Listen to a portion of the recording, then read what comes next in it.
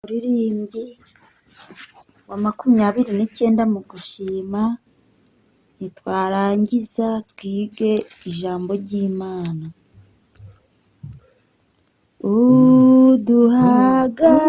Uduhagarare hagati mu cyiza, iki gihe cyacu cyo gusengukeze. Yesu tugisenga, suka umwuka wera mu mitima yacu, atubwira ibyawe. Kwinjira kwe kwera kutumara ubwoba n'agahinda kose, tube mu mahoro, tutabuzwa n'ibyo. Yesu inzira yawe tuzayikomeza, dufite intege nshya, kandi tukigenda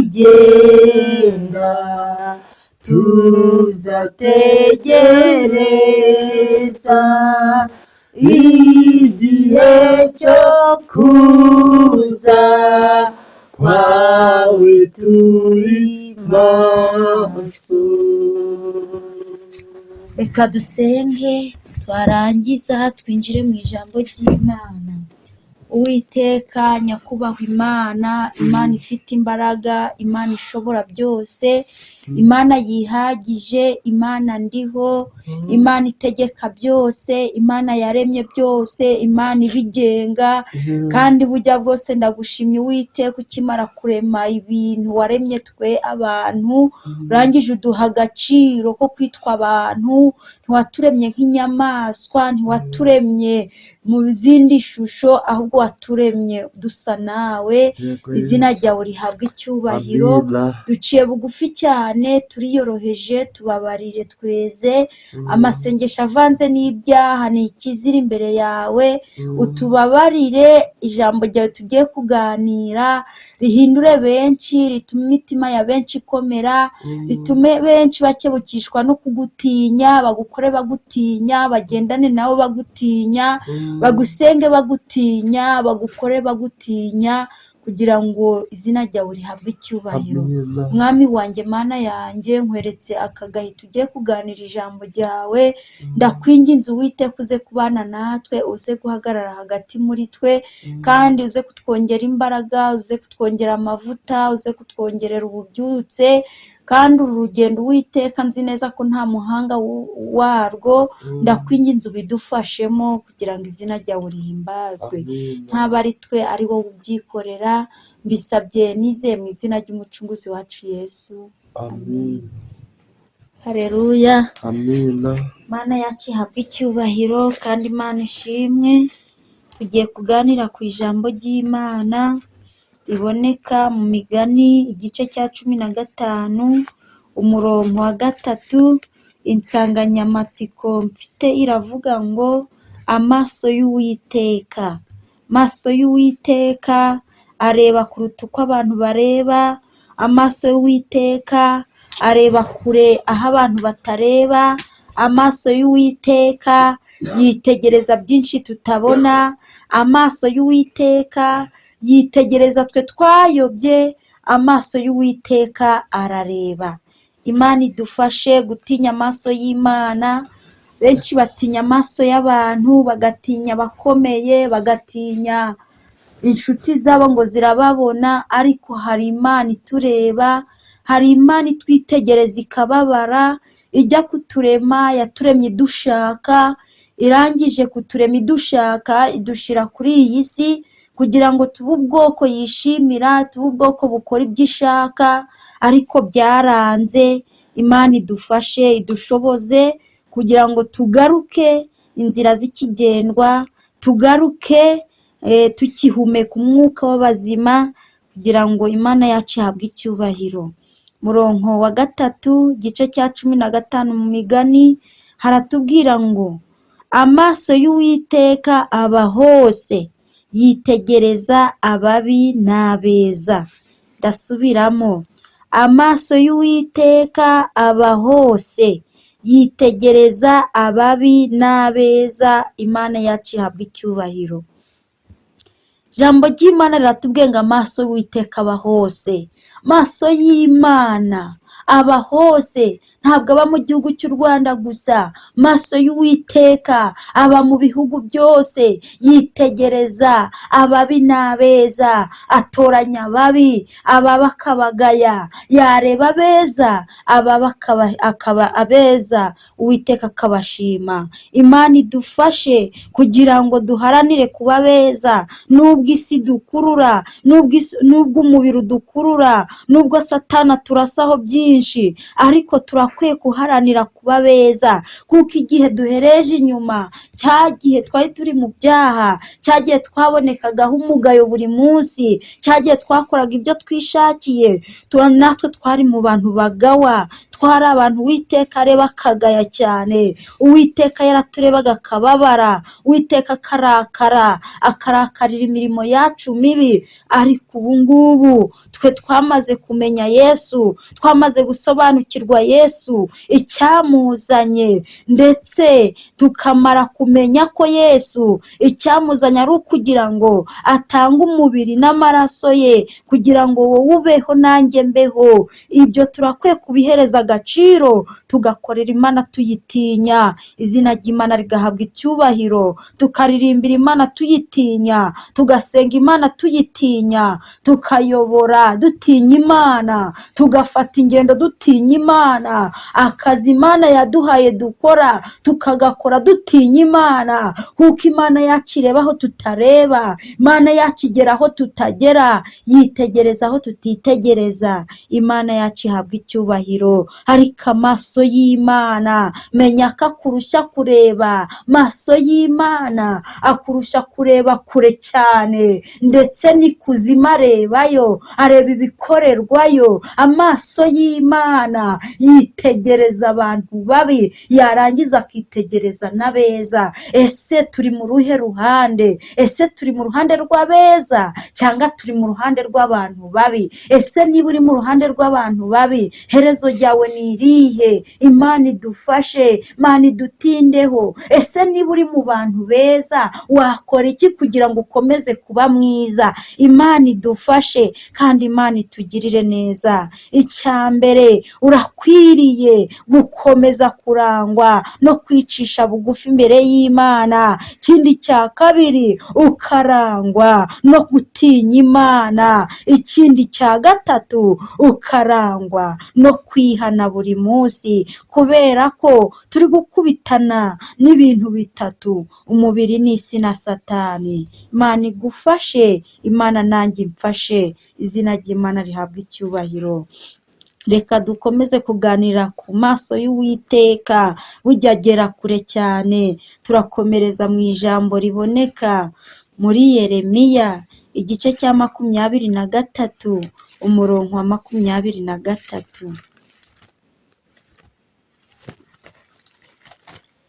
Yeremiya igice ni cya 23 umurongo wa 23. Turi kuganira ku maso y'Uwiteka. Imana ihabwa icyubahiro. Aravuga ngo Uwiteka arabaza ati, mbese mwibwira ko ndi Imana yo hafi gusa, ntari n'Imana ya hose na kure? Hari uwabasha kunyihisha ahiherereye simubone? Niko Uwiteka abaza. Sinje ukwiriye ijuru n'isi? Twakire neza amagambo y'Imana. Ndayasubiramo aya magambo akomeye y'Imana.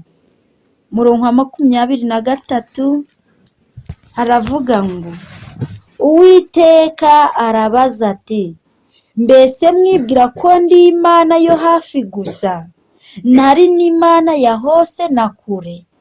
Hari uwabasha kunyihisha ahiherereye simubone?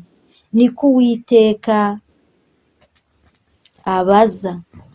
Si nje ukwiriye ijuru n'isi? Imana ishimwe. Aya magambo ni meza. Aya magambo atwereka ko Imana iba hose. Aya magambo atwereka ko Imana ireba hose. Aya magambo agufashe nanjye amfashe. Uwiteka arabaza ati, mbese mwibwira ko ndi Imana yo hafi gusa, ntari n'Imana ya hose na kure? Imana ishimwe. Imana iri hose, kandi ni n'Imana ya kure. Ni Imana yo muri Kenya, ni Imana yo mu Burundi, ni Imana yo mu Burusiya, ni Imana yo muri Kenya, ni Imana yo muri Kongo, ni Imana yo hirya kure twe tutabasha kugeza amaguru yacu, ni Imana yo mu Rwanda.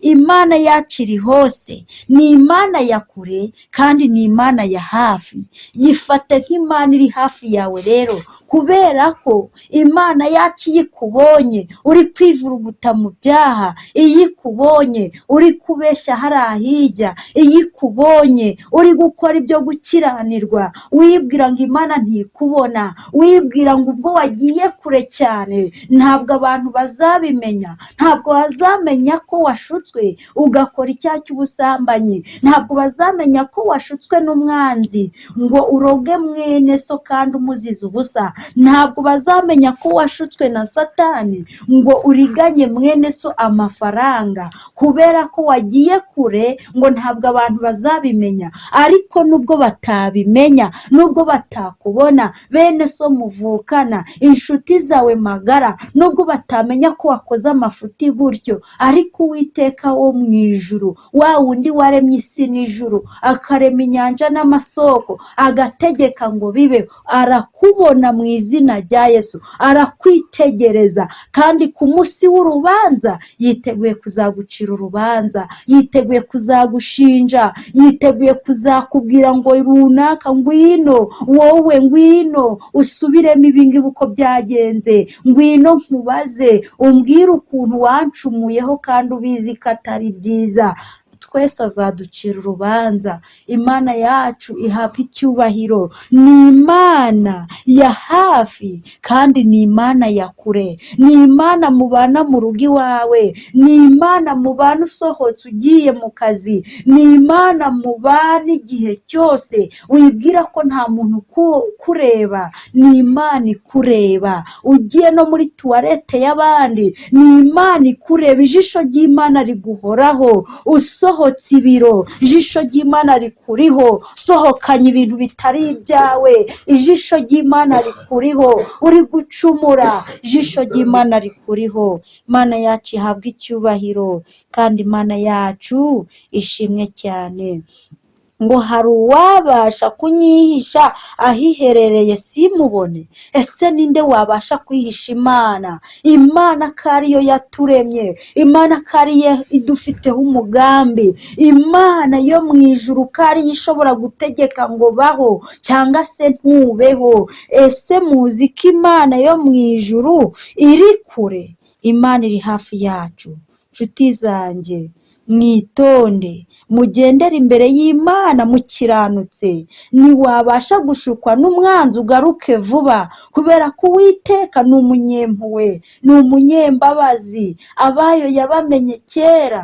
Imana yacu ihimbazwe. Ngo ninde wabasha kwihisha ahiherereye Imana ntimubone? Ese ni hehe ufite wakwihisha? Ese ni muri iyi si? Isi ntabwo isakaye, nta handi twakwihisha usibye muri Kristo. Imana ihimbazwe cyane. Ngo niko Uwiteka abaza, sinje ukwiriye ijuru n'isi? Uwiteka si ukwiriye ijuru n'isi?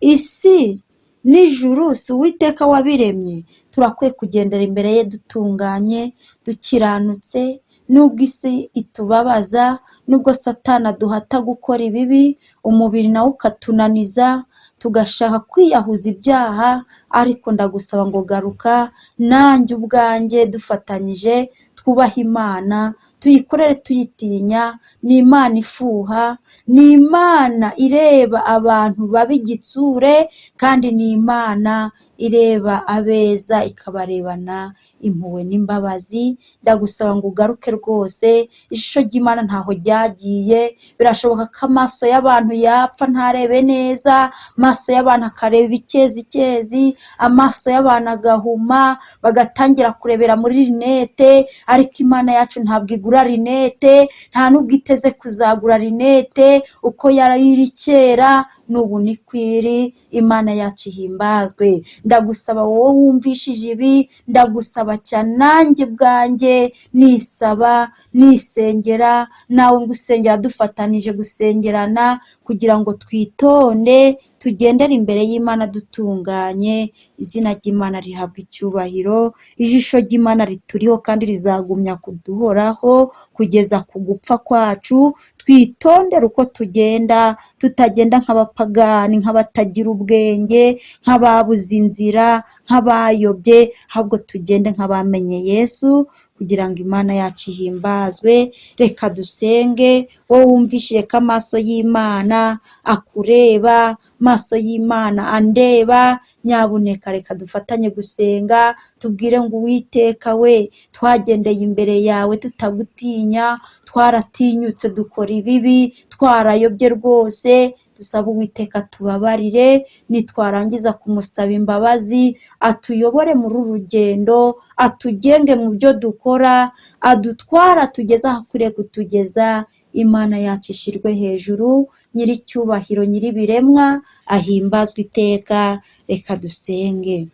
Mwami wacu, Mana yacu, Imana ireba, Imana nkuru, Imana itegeka byose, Imana izi byose, yitegereza byose. Mana yacu turagushimye, uhabwe icyubahiro. Uri rwiyemezamirimo, uri data wa twese mwiza, urakomeye kandi urahambaye. Mana himbazwa. Turi imbere yawe duciye bugufi rwose Uwiteka, ntabwo twatunganye. Umuririmbyi we yararimbye ngo tunganira Imana ubudasiba. Hari aho twageze ntitwatungana, tuyoba inzira, tugenda nk'abatagira ubwenge, turayoba. Uwiteka tubabarire, ntabwo twatinya amaso yawe, ahubwo twatinya abantu, ngo batubonye bagira ngo iki, ngo babonye dukora ibi bagira ngo iki. Ariko mu ijuru hari Imana ireba, hari Imana ishinja abantu ibyaha, hari Imana yiteguye kuzaca urubanza ku munsi wa nyuma,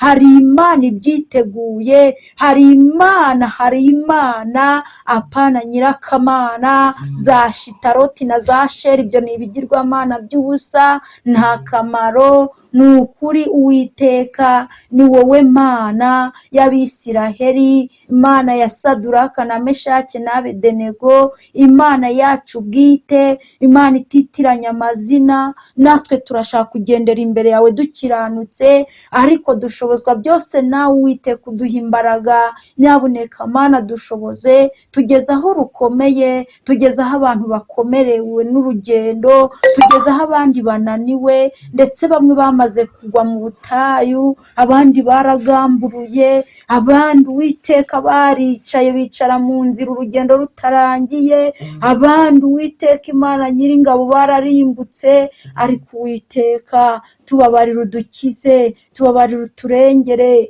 Ndabizi ntabwo waturebye neza, ariko ngera ugaruke uturebe neza Uwiteka, kugira ngo izina ryawe rihabwe icyubahiro. Urakoze Mwami wacu. Nsengeye bene data, nsengeye abateye intambwe yo gukizwa. Mana ndabasabira imbaraga, ndabasabiye kugendera imbere yawe batinya amaso yawe, ndabasabira gukizwa, ndabasabira Uwiteka kugutinya. Izina ryawe rihimbazwe. Kandi Mwami wanjye, ndasabira buri wese hirya no hino mu mahanga, ugukurikira wese akagutega amatwi, uwo nguwo Mana umushyigikire, umwagure nk'uko waguye Yabese, umufate, umukomeze, umugendeshe, kugira ngo izina ryawe rihimbazwe. Turasenze ngo natwe udufashe Yesu, udukomereze amaboko, mitima yacu yikomeze Kristo, ye kukuvaho, ye kugamburura mu makuba, ahubwo dukomeze inzira tugende kugira ngo Mwami izina ryawe ryubahwe.